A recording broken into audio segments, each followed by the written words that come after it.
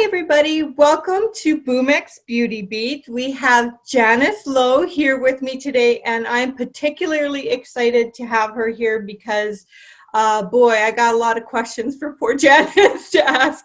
She is a Resilience Active Rehab specialist, and I am so interested in what she does. I've talked to her a little bit about pain and some of the limitations, and she's going to debunk a lot of things and help us understand a lot of things.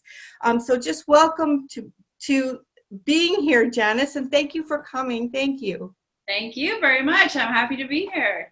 I have to say, scheduling Janice is one of my harder people because she is like terribly booked, you guys. But I was just asking her earlier if she does book with Zoom and so forth, and she does. So really can help anybody anywhere now.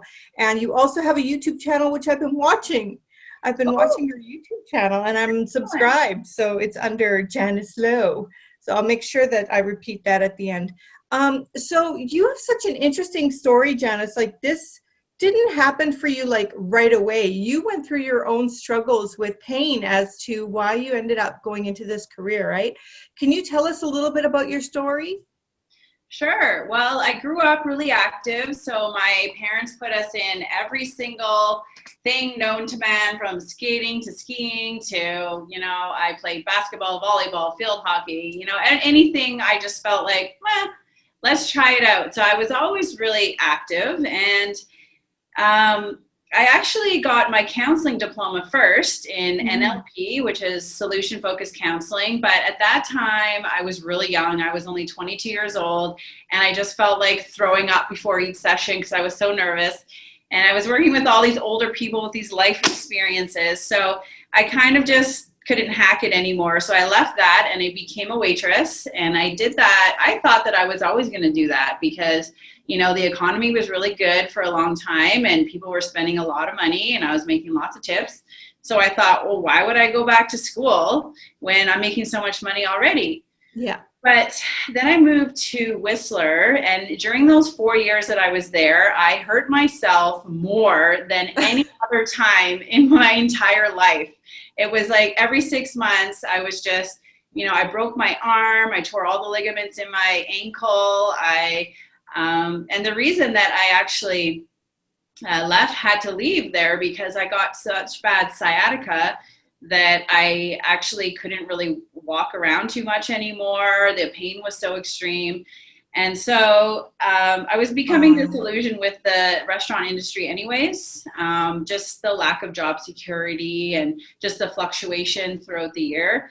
So I was kind of thinking it might be time for a change. And then I was thinking, what am I going to do? Should I try to revisit my counseling, or should I just start new with something else? And so just because I had used physiotherapists so many times throughout those 4 years, and I found that following their programs actually reduced my pain quickly and helped me get back to the activities that I wanted to do so quickly, I thought, well, I'm going to do that. So, learning about the human body is the most exciting thing that I've ever learned in my life. So I loved every course.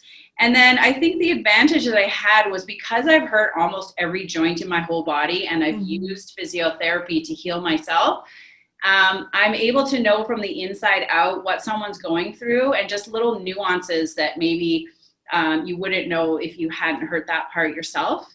So I found that part so interesting about your story is that it's like, when you go to a physiotherapist or somebody to help you in that way, you think they haven't really been there and done that. And you really did. Now, Whistler, if anybody doesn't know, is a skiing area. And I lived in Whistler for a little tiny bit too. And were you skiing a lot when you were there?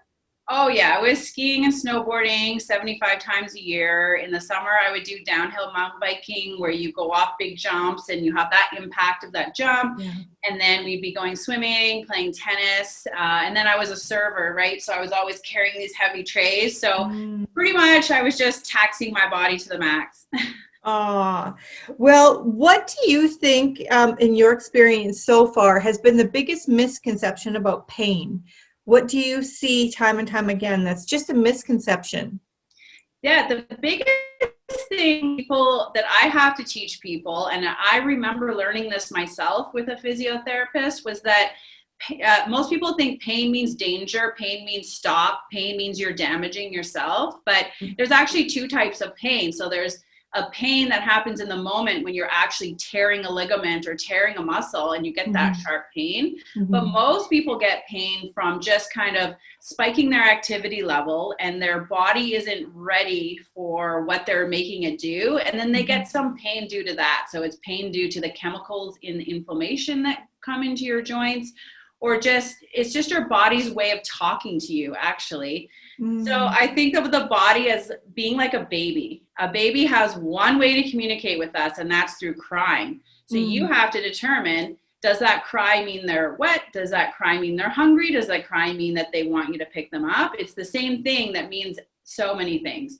So the body gives us pain to make us pay attention. And it actually, when you're rehabbing from an injury, the best thing you can do is to be able to do your exercises through a little bit of pain. That means you're challenging your body as much as you can. And that pain does not mean stop. And rest, in fact, isn't actually the best remedy for most things. And too much rest actually makes things worse.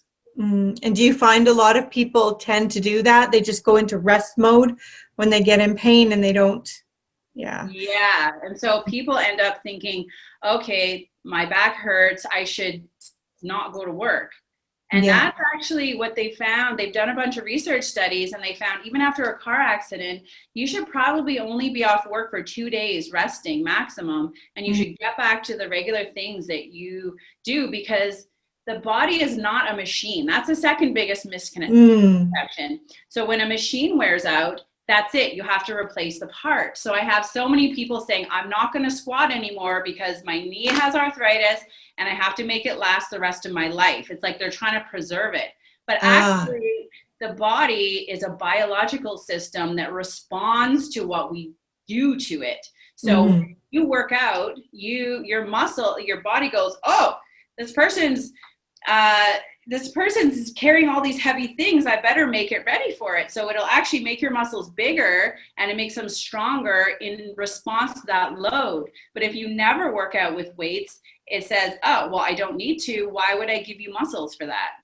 And so our bones actually remodel themselves as well. So when people run, the knees have to get used to that act of running. And actually, it's healthy for the cartilage. And new research is coming out showing that people who run have less incidence of arthritis than people who don't run, which is something that we didn't know before, because the body builds up the bones and the muscles stronger.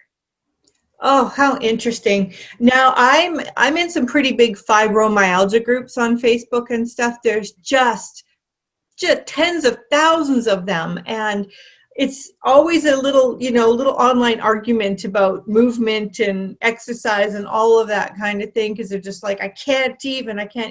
I have fibromyalgia. I've only been diagnosed in the last few years, and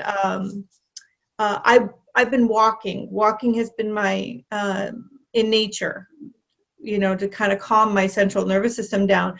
And I do it really like as routine as humanly possible. But it's saved me so far. But I know there's more that I should be doing, that I have to be doing. But that's one element I have. But then also I've got that lower back thing. Do you think back problems are the biggest? Do people come to see you the most for back issues usually? 90% of the population has suffered back pain at some point in their life, and some people more than others. It's the biggest issue that we have. And so basically too much laying down actually is going to make the body worse, but people get afraid when they have back pain and they just want to rest because they think it's going to be better, but it's not. But there's a few different types of back pain. So getting a diagnosis for what type you have. And then I've learned something called the McKenzie technique, where usually either bending forward will hurt somebody. And then in that sense, bending backwards would actually help them feel better. But for some people, bending backwards hurts and then bending forwards feels better. So we kind of figure that out and then give you some exercises to do to kind of build up the area. So we give you a pain relieving maneuver to do, and then we slowly work you into the painful one while doing the pain relieving one so you can handle it. So you should be able to handle all positions. Yeah. And so what is your take on like chronic pain? What's your take on it? Right. So, well, fibromyalgia and other type of chronic pain conditions are a whole different animal. And so, if you have those conditions, you should go to someone who's trained in that. So you would ask the therapist before you choose them if they know about how to treat persistent pain syndromes, because it's completely different than someone who just has an injury or has back pain. So you need to really pace yourself. That's extremely important because, yeah, people will run out of energy in the day. So there's this woman that I saw on YouTube. I'm sorry, I can't remember her name right now, but she has this great theory. She was at a diner and her friend was asking her, what is it really like to live with your condition? And she said, okay, this is what it is. She handed her 12 spoons and she said, okay, this is all the energy you have in the day. That's it.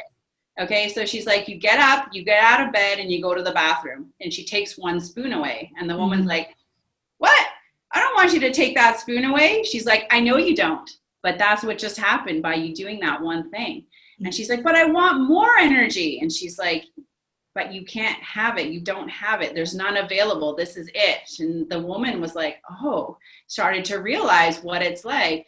And then every time she did anything, okay, now you've made your own breakfast. There goes another spoon. You've gone to work, 5 spoons gone. So you really have to learn how to pace yourself so that you can do everything you need to do during the day. So you wouldn't go out for a 2-hour walk and then expect to be able to work for 8 hours if you have this chronic pain condition. Right. So it's about learning to manage it without sending yourself over the edge so that you have to lay down for the next 5 days. Because this is the cycle that some people fall into, is that, oh, I'm feeling good today. I better get everything done while I'm feeling good. And then guess what? They overdo it and they can't move for 3 to 5 days. That's right. Yeah. So completely true. And like for me, I'm going to just keep talking about myself because it's my show. No, I'm just kidding. Because I have to go for this. Have you ever had anybody go for the nerve ablation surgery stuff? Have you known of that? Yeah. Should I be scared? I don't think you should be scared if you need it. If it's to the point where your pain is so bad, it's going to give you a lot of relief if it works. So yeah, I'm crossing my fingers. I have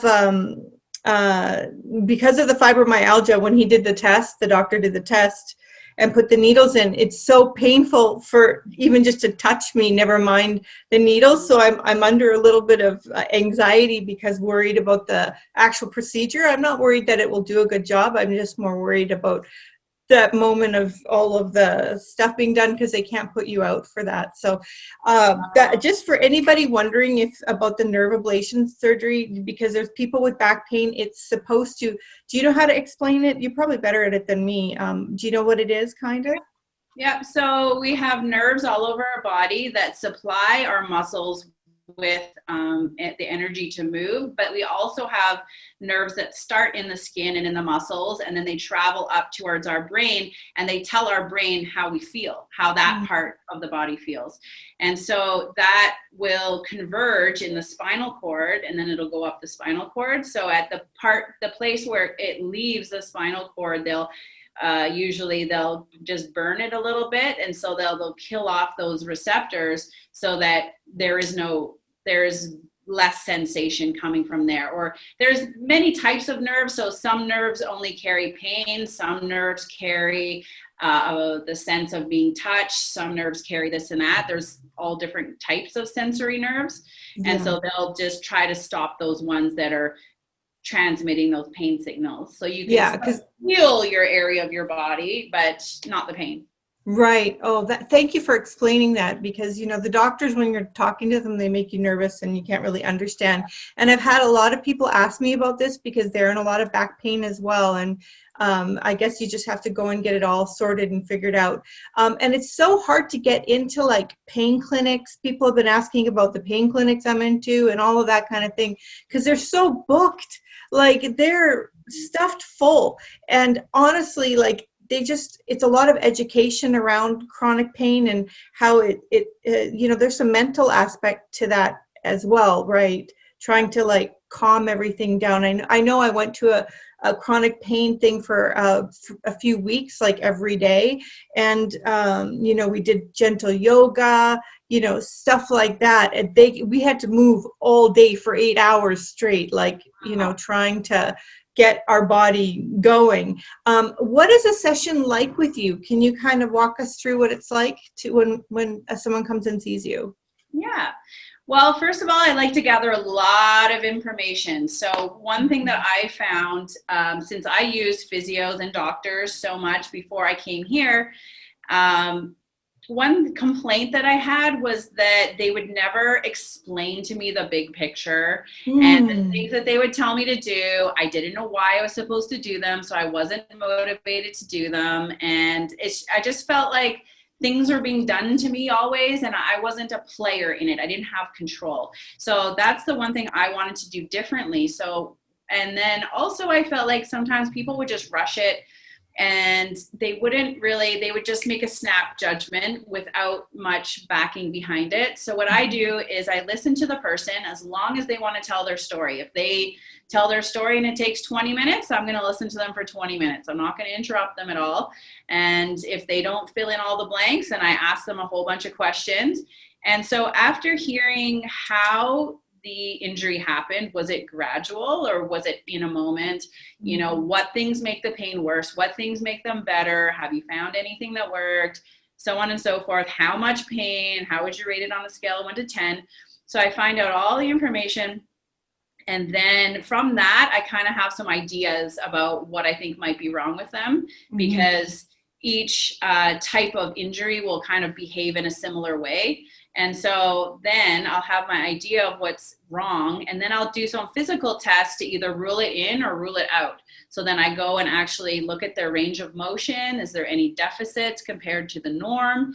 And is there any deficits compared to their other side? And then I'll test their strength. And then we have special tests. So if it's a shoulder, we have a bunch of tests for the rotator cuff and so on and so forth. So then I'll narrow it down. And so if they have enough positives in this certain category, then I'll conclude that it's probably that thing. And then I'll go ahead and do the treatment for that thing and try to relieve their pain right away, try to increase their range of motion right away. So I can do needling, acupuncture, or IMS. I can do manual therapy, which is sort of like what chiropractors do, but I do it slowly rather than a big crack. I have a TENS machine, electrical stimulation machine, and then I would give them specialized exercises, because I believe that these passive treatments can accelerate your healing, but if you don't go ahead and change the movement pattern or stretch into that new range that you've just gotten, it's going to go back to the way that it was. So my biggest thing is having a long-term result, because that's also what I was missing. I would go to all these treatments and it would just kind of go back to the way it was. So I tell people also positioning, what to do, what not to do, to manage their own condition so that they know what they're doing, why they're doing it, what the goal is, how we're going to get there, and then how to manage it if it comes back again, so they don't have to keep coming to me year after year all the time. Can you, thank you for that. Can you give us any kind of examples or stories of clients, obviously not their name, but just, where you saw them at a certain place and you got them to another place, and how? Okay. Can you think of any examples? Think of some good ones. Okay, so I had this one woman. She was 65 years old. She had tons of neck pain. She had a couple dogs. She liked to bike ride. She had a garden. And she basically couldn't ride her bike anymore for more than 10 minutes because her neck would start hurting so badly. What else? There's a couple things she couldn't do. I mean, working at a desk, she tried to work one day a week and then she was having too much pain.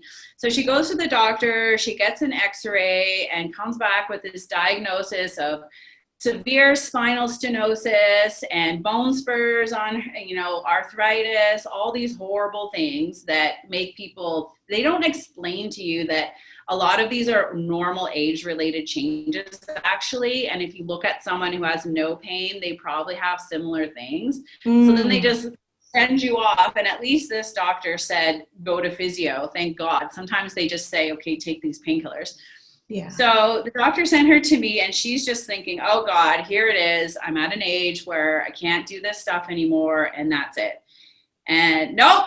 No way, not when you come to me. So I'm never going to accept that.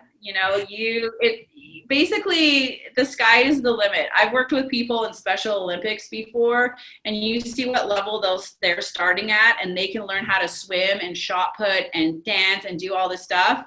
No way, there's no limit. So she starts working with me and she was very faithful. She actually came twice a week and I did all my manual therapy. I did some needling, and each week we would get her loosened up, and it took about 4 months. And the best thing was that she did all the exercises that I told her to do. So a lot of people they won't fit them into their schedule, but she did. And she got to the point where she actually got back to full range of motion. So she was at 20 degrees here, and you should be at 40 degrees. That's where we started from. Here, she can only turn that far, and you should be able to turn that far. So we got her to full range of motion in that length of time, and she was riding her bike for an hour. She was gardening, she was reading, she was going to work, and she basically has zero pain most days, and sometimes she'll feel a little stiff now. That's it. Like, that's life-changing. Yeah. Totally is. And you mentioned something like, people, do you think they just get lazy or busy? Do you think it's a little of both? Well, there's a lot of things, right? So there's a lot of reasons. For me, the reason was that I didn't know what this exercise was supposed to do. So why am I going to do it? Yeah. There's some people, they have kids and it's like all they can do is just make it to work and make it home, right? Another thing is that people have good intentions, but they get, because you have to change your schedule. You have to fit it in, and you have to remember. So they get to the end of the day and they go, oh, I didn't do my exercises again. So I have lots of techniques from my counseling background to use. So I'll sometimes do some visualizations to make it come to their mind. Sometimes I tell people to set an alarm. For some people, they like to have a piece of paper and they can tick off the day and see it. So everyone's different, and there's lots of methods to use. Do you concern yourself with their diet, their lifestyle, their stresses, things like that could also affect your pain levels? Do you deal with those kinds of things at all? I can deal with those things. Sometimes I try to just focus on how can we fix this problem without you having to change anything else in your life? That's what I'm really interested in, because I believe if you were fine 3 months ago and all those things that were stressing you out and this and that, why can't you be fine now? So it's really hard to make those kind of changes in your lifestyle that are causing stress and things like that. Mostly people have their job or their commute or their family members that are stressing them out. They really can't change those things. For people, though, with persistent pain, like you're talking about chronic pain, fibromyalgia, that is a key piece. You have to deal with the stress. And so I do teach meditation as well. I can teach yoga, breathing techniques, things like that. So it just depends. If I feel like that's going to be, there's something called a driver of a condition, and you need to figure out what that thing is. So if stress is driving the condition, we have to change that stress in order to change the condition. But for most people, you don't have to change the environment. You can still change the condition. Okay. We should talk just a little on arthritis, and because that's a biggie, right? What's your take on arthritis and how it can be dealt with? Yes, I'm glad you asked, because this is the biggest thing that holds people back in life. And that is the thing that I'm fighting against in this world, is to show people in North America that you can do anything you want up until you die. if you just do the right exercises to prepare. So in our society, we think it's inevitable that we're going to have a walker, that we're going to have to sit and watch Wheel of Fortune every day once we get to a certain age, and that's it. Yeah. But then in Whistler, if you go and look, you'll see tons of 75-year-old Austrians skiing down the hill 5 times a week. Well, how come they can do it? Why can't we do it? Well, we can do it. It's just that you have to keep up your activity level. And so one thing that stops people is arthritis, because it really hurts. And so you get it in your knees. So every time you walk or go up the stairs, you're going to feel it. You get it in your hips. And then people start worrying, that the only solution is a hip or knee replacement. And that's not true at all. So in Denmark, they started this program called the GLAD program, because we used to think that the body was a machine and you wear and tear it away and then it's done forever. But what we realized is that you actually can build it up even with arthritis. So what they started to do was put people on a little exercise program, including squats, including stairs, and some core work and things like that. And they found that people, even with bone-on-bone arthritis, could reduce their pain by up to 30% and get back to all the activities they were doing before. So wow. Older people, in their 70s even. So basically what arthritis is on the ends of all of our bones, we actually have a coating of cartilage. So it's like if you've seen a candy apple before, a candy coating, it looks like that. And then also in our knee, we have that spongy one. But on the other bones, we have this coating that people don't really know about. Nobody talks about. So what happens is the cells of that coating will secrete a liquid that then hardens, and they keep secreting them and it keeps hardening, and that's how it actually regenerates itself. So I didn't know that. I didn't know any of this. Nobody knows that. I know. So anyways, when you get arthritis, that just happens really slowly. And so when we're running or, moving our knee and things like that, it will wear it away a bit and then it secretes more to fill it in. But when we have arthritis, it happens so slow that people get pain. So our body is giving us a signal when it wears away too much that, hey, you need to rest for a bit and let me catch up. And then you can go again. But people interpret that pain as, I have arthritis, pain is bad, pain means I'm damaging myself, I should stop. So I shouldn't ski anymore, shouldn't run anymore, shouldn't do anything anymore. But that's not true. You just need to give it more time. And so for me, I have arthritis already in one of my knees because I broke it in half. And so that left me prone to arthritis. So I have arthritis in one knee. So on one knee, my right knee, I can do 100 squats and it doesn't feel like anything. And then the other one, I can kind of feel it. So what I had to do was start with 10 squats with no weight. And I did that 3 times a week. And I still had a little bit of pain. The third week, I would do 30 squats and I had a little bit of pain.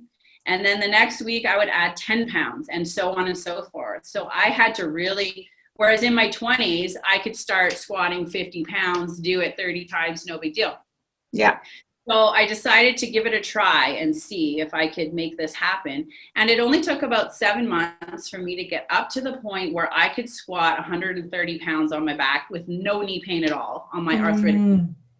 So then when COVID hit, I couldn't go to the gym for 3-4 months. And when I came back, I was really upset because my knee really hurt again. So I just had to repeat the process. And it worked again, but this time it only took 2 months to get up to that same level. Okay. So what they found in Denmark is that if you do the special exercises, you can get out of pain, but you can never stop doing them the rest of your life, pretty much. Yeah. And I mean, pain meds are a bad cycle to get into, obviously, because they're really hard on your body. A lot of pain meds, right?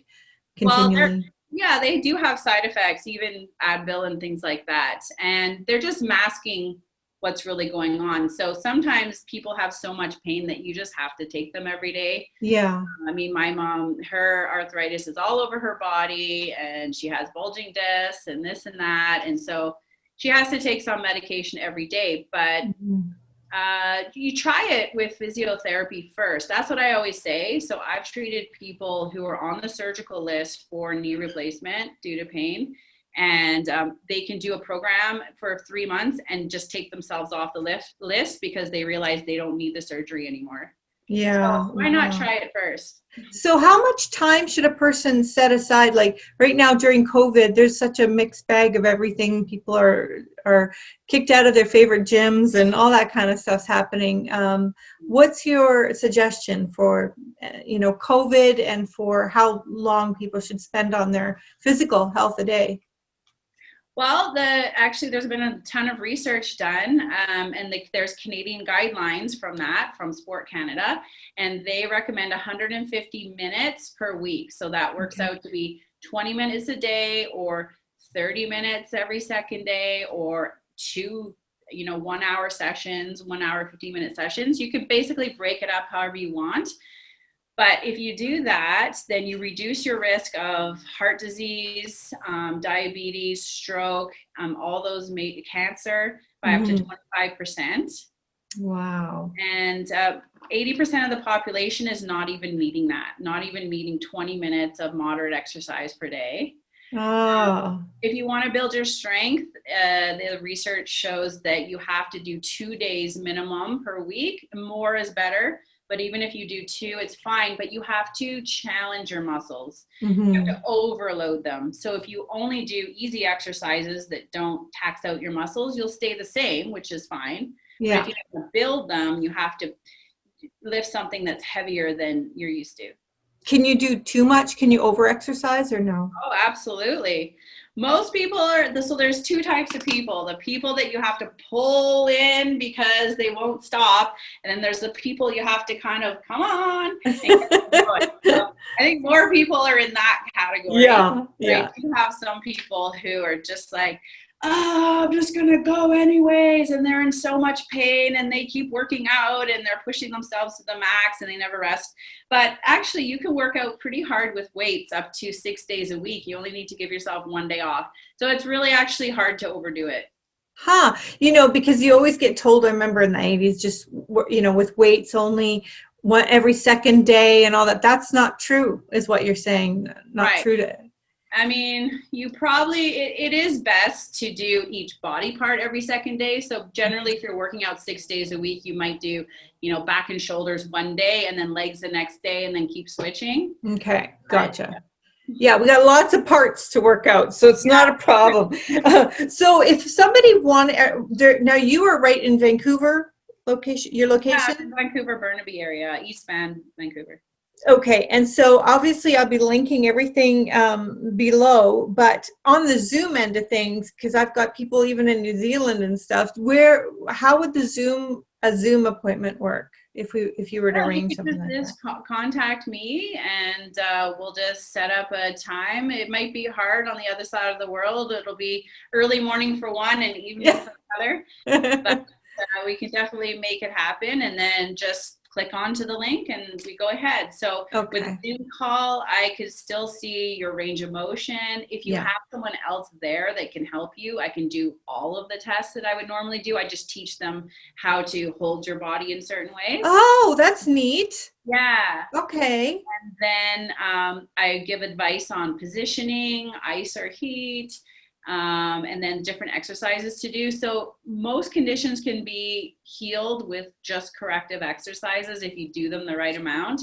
Yeah. It's just that it happens faster in person if you see me and I can do treatments, but you can get similar results just on your own. So if they book in with you, what's a approximate time that is sort of average, like 4 months? How long do they work with you for? Right. Well, it depends on the issue, and then the sooner that they come to see me, the better. So some people have their hand has been numb for 2 years, and then they start coming to see me. So that's obviously going to take a lot longer than someone who's had a problem for 1 week, and then we can get them done really quickly. Yeah. But generally, people would, if I'm seeing them once a week, they might come for 3 months and be fine. Most conditions can be managed well within 3 months.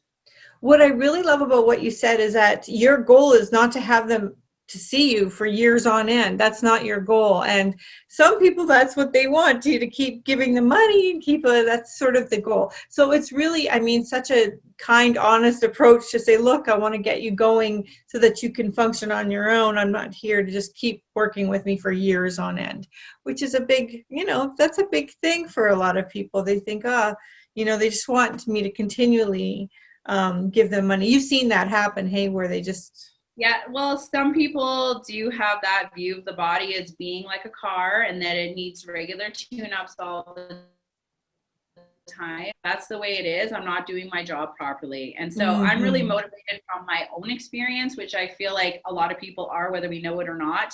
Yeah. And whatever happened to you, you kind of want to heal yourself by doing the same to other people. So for me, I was just so traumatized by just feeling so anxious about my injuries and not knowing what was going on. And I had back pain since I was a teenager, and I paid tens of thousands of dollars out of my own pocket, and so did my parents, trying to fix my back, and nothing worked until I just did an exercise program that was made for me. And then now I rarely have back pain anymore. And it was like that for so many years. So I never want anyone else to go through that. Yeah. I mean, I know this, you can't be too specific, but can you give anybody kind of an idea of cost if they don't have insurance of any kind? Just sort of a range or? Yeah. So I charge $85 for a session. And basically, like I said, most things can be handled within 3 months. So how many sessions? That's 12 times 85. Calculating, yeah. I just added to the nearest zero. So 100 times 85 minus a couple. I have no math ability. I don't know. I'm bad at math. Sometimes things can be managed in just a couple of sessions. Just give them some advice. Teach them. I can work within anyone's budget pretty much. So if you only want to see me twice, I'll give you as much as I possibly can for you to be independent in that time. Some conditions only take 4 to 6 weeks to get over. So it just depends. So if someone comes to me with really bad sciatic nerve pain down their leg, they can't get onto the bed and off their pain. Yeah, that's probably going to take 3 to 5 months. Yeah. But if someone comes to me like, okay, I have this back pain, it's annoying, it comes up when I do this and that, that's like, maybe 4 sessions we could manage that. Oh, and being out of that pain could be just so life-changing, because pain is just such a halter of anything fun. And it's not like we're doing that many fun things right now in COVID, but still, maybe after I get this surgery, I'll have to come see you and see if I can't get myself doing a little bit better with my different exercises, because I know I'm lacking on that. So I'll have to connect with you for sure when I get through this. I don't know, through this terror. This horrible terror. No, I'm just kidding. We'll get you motivated with whatever's going to motivate you. Yeah, for sure. I'm good when I get on a program. I'm very stick to it. There's just that definitely I'm a self-motivated person. So I'd be a good student for sure. Oh, great. I love that. That's my favorite type of person, of course. Yeah. Is there anything that I haven't covered, do you think, that I forgot or that you really wanted to say? No, I think that's perfect. We went over everything, how the sky is the limit and you don't have to limit yourself. You just need to figure out how to do it. So that's my area of expertise, is to figure out what we need to do with your body so that you can ski and run and ride your bike and play with grandkids and whatever anybody wants to do, really. Yay. Sometimes you just need to know how. Yes. HOPE, hope. There's hope. Yeah. Just hang on with me for 2 seconds. I'll say goodbye to everybody else. And thank you so much for being here. And if you, just giving somebody hope is such a big deal, because it can feel pretty hopeless. And thank you guys for joining us. And I hope that helped. Yeah. Okay. Hang on for me, Janice. Okay. Take care. Bye, everybody.